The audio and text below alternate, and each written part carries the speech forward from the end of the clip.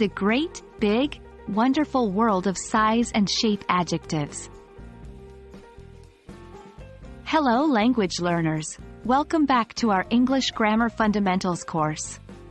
Today, we're diving into the intriguing part of our journey, the placement of adjectives in sentences with a specific focus on size and shape adjectives.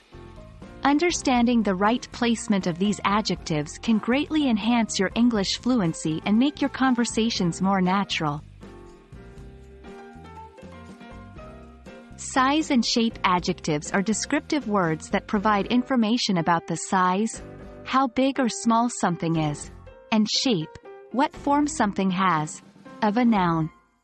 They make our speech and writing more colorful, specific, and engaging.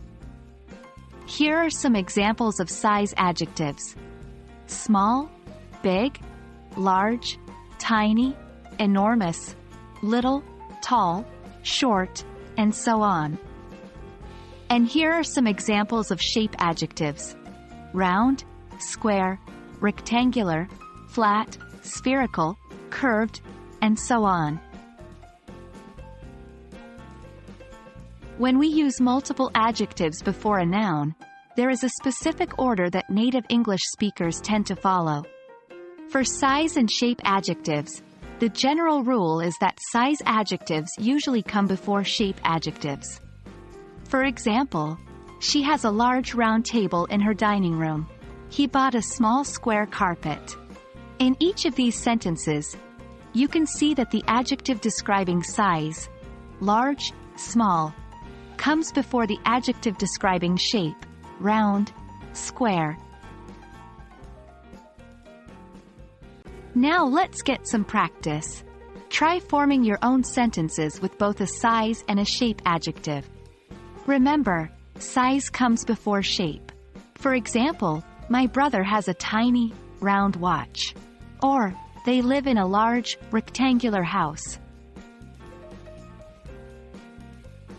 That wraps up our discussion on size and shape adjectives. Remember, when using these adjectives, keep the order in mind. Size comes first, followed by shape.